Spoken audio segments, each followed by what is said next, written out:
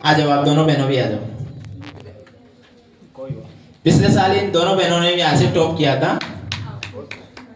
इधर मुगन्ना इधर है अंजलि, इधर प्लस लाइए तो इतने मार्क्स किसको मिलते हैं? देख इधर देखो बेटा, ये लोग इधर देखो, इधर इधर इतने इधर। आए, हम तो नहीं रोएंगे। प्री बोर्ड में निकाल दिया था कि कौन से बच्चे आगे जाएंगे, कौन से पीछे रहेंगे, कौन से क्या रहेंगे, ये हमें पता रहता है।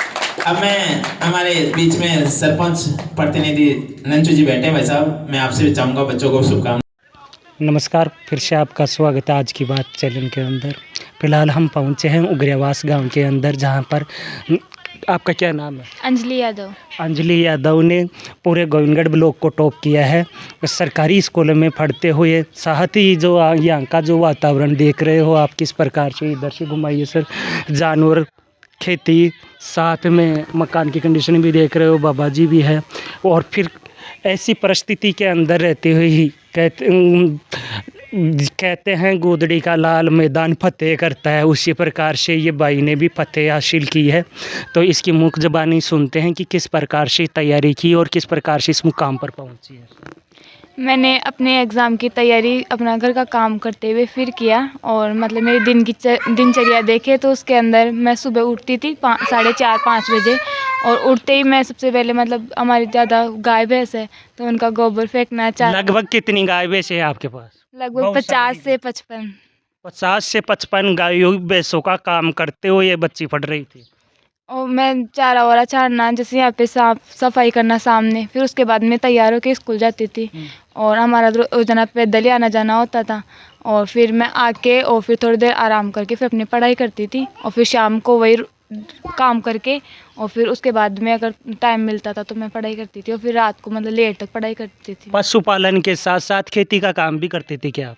हाँ, पशुपालन के साथ साथ खेती का करती थी। और मेरी एग्ज़ाम के बीच में गेहूं की कटाई आती थी, तो मैं मतलब जो छुट्टियाँ आती थी एग्ज़ाम के बीच में, उनमें कटाई करती थी गेहूं की, और फिर जैसे शाम को कटाई करके और फिर सुबह एग्ज़ाम देने जाती थी। आप देख सकते हो कि पहले फसल सुबह 7 बजे की पारी में एग्ज़ाम देना, और आते ही फसल कटाई करना, फिर दूसरे दिन एग्ज़ाम देना। कैसी विकट परिस्थितियों के अंदर कितने परसेंटेज बनी आपकी? 90.80।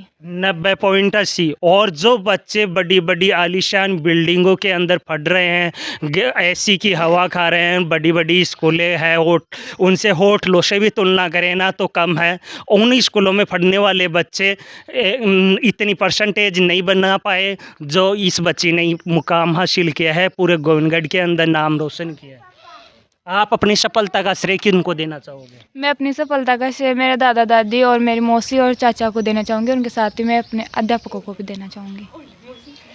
आपकी बच्ची पूरे चौमू के अंदर सरकारी स्कूलों में टॉप रही है, तो आपको कैसा लग रहा है? पूरे चौमू तहसील में बहुत सारे गांव हैं, लगभग 42 से 47 ग्राम पंचायतें हैं लगभग के, तो उन 47 ग्राम पंचायतों में टॉप की है, तो आपको कैसा महसूस हो रहा है? बढ़िया हो रहा है, बहुत खुशी हो रही है। और लोगों को क्या कहना चाहोगे? भाई लोगों को ही बच्चे के जिया जैसे पढ़ा है, और वो बोन इतनी बताओ बच्ची हम दो।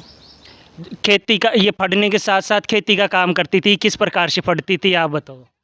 एक खेती का काम करके फिर रात को 10-11-12 बजे तक नहीं पढ़े जी हम लोग। 2 बजे तक नहीं पढ़े। हाँ, बच्ची कह रही है फसल कटाई के साथ साथ पहले स्कूल में पेपर देना, और फिर शाम को आकर फसल कटाई करना, तो वो कार भी करी। फसल कटा कर फिर जिसको शाम का प्रति मोड़ है, सुबह 4 बजे उठ कर डांडा डोर की कर फिर जो पढ़वा जाती है। बेटी और बेटे के अंदर फ़र्क समझते हैं गाँव के अंदर आज भी, तो लोग ऐसे कि आप क्या कहना चाहोगे कि बेटी एक बेटे से कम नहीं होती?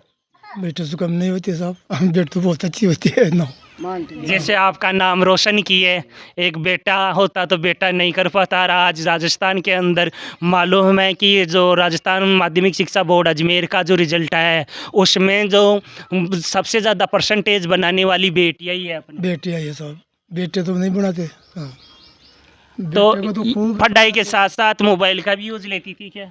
नहीं ले देती। नहीं लेती। हाँ, जी माता जी, आप क्या कहना चाहोगे? मैं भी वही खबर चाहूँ तो भाई बेटी व बेटो तो ये कि वह जो वो भी उसको नाव चाल जाए।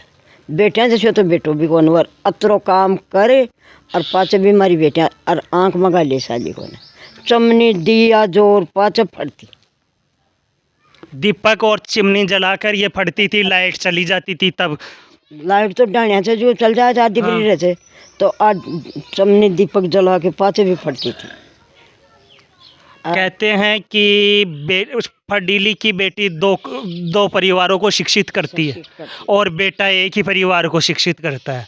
तो आप बेटी से संबंधित क्या कहना चाहोगे? बेटी से संबंधित मैं तो आई खबर चाहूँ तो भाई बेटी वो तो मारे जिया की हुआ, मारी बेटियाँ जिया की, बेटी और बेटी जैसा तो बेटा 3 बारी जन्म ले तो भी बेटी की वोट तो कौन करे। जी अभी बताया इन्होंने कि किस प्रकार से बेटी कठिन प्रयास करके पशुपालन के साथ खेती का कार्य करते हुए आज गोविंदगढ़ ब्लॉक चौमू तहसील के अंदर नाम की है। और आगे भी इन्होंने सपना देखा। आगे क्या बनोगे पढ़ लिख कर? मैं आगे सिविल सर्विसेज में जाना चाहती हूँ। आगे भी इनका बहुत बड़ा सपना है। और मम्मी पापा ने भी, इनके जो ताऊ जी ताई जी जो है उन्होंने भी बताया, पेरेंट्स ने भी बताया है कि इन्होंने किस प्रकार से कठिन मेहनत की है। गाँवों के अंदर एक विकट समस्या देखने को मिलती है, शाम के टाइम में लाइट चली जाती है तो अंधेरे के अंदर दीपक का, और राजस्थानी कहावत के अंदर दीपक को अपन बोल सकते हैं चिमनी, उसको जलाकर भी ये पढ़ाई की है। तो बेटी में कहीं ना कहीं पढ़ाई के प्रति रुचि थी और आज खरी भी उतरी है चौमू के अंदर अपना नाम रोशन करके। तो हर बेटियों को हम इस चैनल के माध्यम से यही संदेश देना चाहेंगे कि पढ़ाई निरंतर करना चाहिए और आगे अपना नाम रोशन करना चाहिए। जय हिंद, जय भारत।